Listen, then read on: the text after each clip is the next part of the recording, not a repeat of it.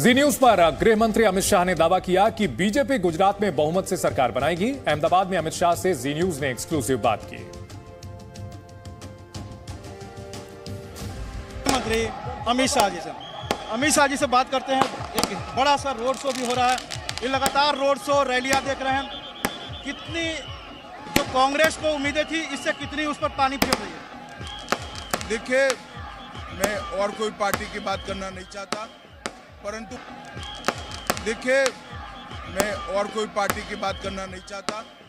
परंतु भारतीय जनता पार्टी इस बार अप्रत्याशित बहुमत के साथ चुनाव जीती। लेकिन सर, सवाल यही उठ रहा है कि इतने आप लोगों ने विकास किया, हम भी लोग भी गए, आप लोग दावा भी करते हैं, इतनी रैलियां, इतने रोड शो आपके प्रधानमंत्री जी की, विपक्ष कर रहा है कि जब सब कुछ सही है तो फिर इतनी क्यों करना पड़ेगा।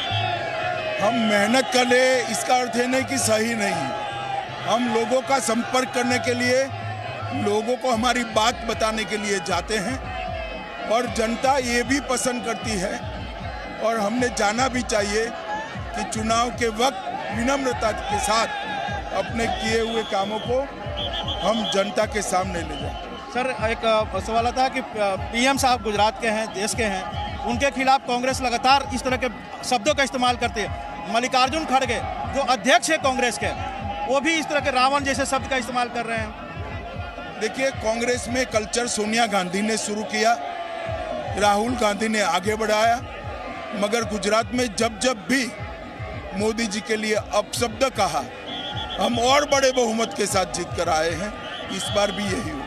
बहुत बहुत शुक्रिया सर। रविंद्र कुमार, जी मीडिया, मंत्री अमित शाह जी। तो केंद्रीय गृह मंत्री अमित शाह ने दावा किया है कि बीजेपी एक बार फिर से पूर्ण बहुमत के साथ सरकार बनाएगी गुजरात में। साथ ही साथ उन्होंने आरोप लगाया कि सोनिया गांधी ने बदजुबानी का कल्चर शुरू किया, राहुल ने बदजुबानी के कल्चर को आगे बढ़ाया है और जितना ही प्रधानमंत्री नरेंद्र मोदी का अपमान करेंगे उतना ही हम जीतेंगे।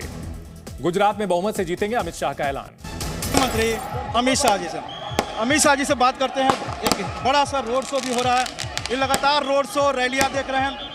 कितनी जो कांग्रेस को उम्मीदें थी, इससे कितनी उस पर पानी फिर रही है। देखिए, मैं और कोई पार्टी की बात करना नहीं चाहता, परंतु भारतीय जनता पार्टी इस बार अप्रत्याशित बहुमत के साथ चुनाव जीती। लेकिन सर, सवाल यही उठ रहा है कि इतने आप लोगों ने विकास किया, हम भी लोग भी गए, आप लोग दावा भी करते हैं, इतनी रैलियां, इतने रोड शो आपके प्रधानमंत्री जी की, विपक्ष कर रहा है कि जब सब कुछ सही है तो फिर इतनी क्यों करना पड़ेगा।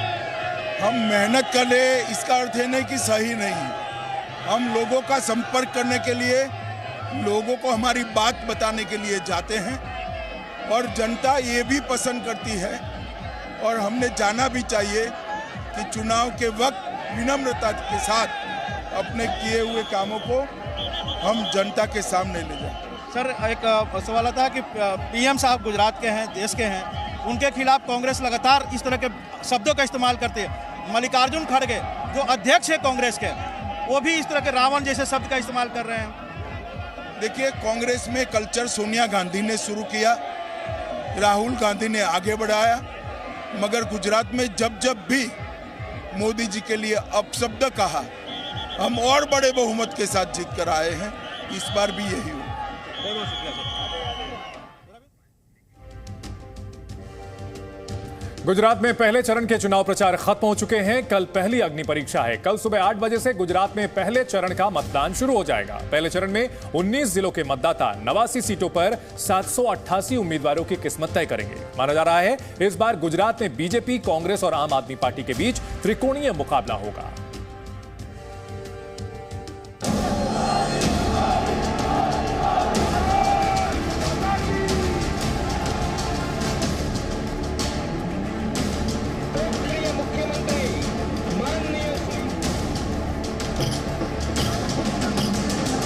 सियासी पार्टियों के दावों, वादों और भावनाओं के भंवर के बीच अब बारी गुजरात की जनता की है। कल गुजरात की जनता तय करेगी कि उसे किस पार्टी को सत्ता में बिठाना है।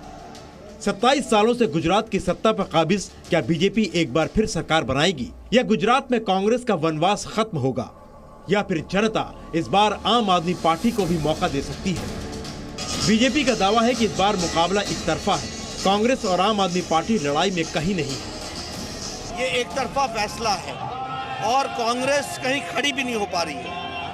जो शब्दावली इस्तेमाल कर रहे हैं वो, ये सोनिया जी और राहुल गांधी शुरू से ही, जब से आदरणीय प्रधानमंत्री जी ने गद्दी संभाली है, तब से इस तरीके की भाषा का प्रयोग कर रहे हैं। ये हर जगह यही हल्ला करती है। उत्तर प्रदेश में मुंह की खाके आई, उत्तराखंड में सरकार बनाने चले थे, जमानत जब्त करा ली, गोवा में कहीं खड़े नहीं हुए, हिमाचल में आए पीछे गए पहले, और गुजरात में भी इनका यही हश्र होने वाला है। 1 दिसंबर यानी कल पहले चरण का मतदान होगा। पहले चरण में 19 जिलों की 89 सीटों पर वोटिंग होगी। इसमें कच्छ, सौराष्ट्र और दक्षिण गुजरात की सीटें हैं। 2017 के चुनाव में इन सीटों पर 68% वोटिंग हुई थी। पहले चरण में कुल 2,39,76,760 लोग मतदान करेंगे। पहले चरण में 788 उम्मीदवार मैदान में हैं। बीजेपी कांग्रेस ने सभी 89 सीटों पर प्रत्याशी उतारे हैं। आप ने 88, बीएसपी ने 57 और AIMIM के 6 उम्मीदवार किस्मत आजमा रहे हैं। कई जगह आम आदमी पार्टी, कांग्रेस और बीजेपी का त्रिकोणीय मुकाबला देखने को इसलिए मिल रहा है कि लोगों में नाराजगी है और नाराजगी का फायदा कौन उठा सकता है, ये देखने वाली बात है। लेकिन इस इलाके में खास तौर पे आप याद कीजिए कि राष्ट्रपति द्रौपदी मुर्मू को बनाने के बाद ये चर्चा थी कि कहीं ना कहीं आदिवासी वोटर जो गुजरात में है उसको टारगेट करके ये फैसला किया गया है। तो क्या द्रौपदी मुर्मू के बनने के बाद से आदिवासी समुदाय अपने आप को बीजेपी से जोड़ पाया है, नहीं जोड़ पाया है, ये नतीजे पर निर्भर करता है। लेकिन आपको बताना चाहेंगे कि पिछले चुनाव में भी कड़ी टक्कर थी। 2017 के विधानसभा चुनाव में सौराष्ट्र कच्छ के इलाके में कांग्रेस ने बीजेपी के छक्के छुड़ा दिए थे, जबकि दक्षिण गुजरात में बीजेपी ने सबका सुपड़ा साफ किया था। पहले चरण के 89 सीटों में से बीजेपी ने 48 सीटें जीती थी, कांग्रेस ने 39 सीटें, भारतीय ट्राइबल पार्टी ने 2 सीटें और एनसीपी के खाते में 1 सीट गई थी।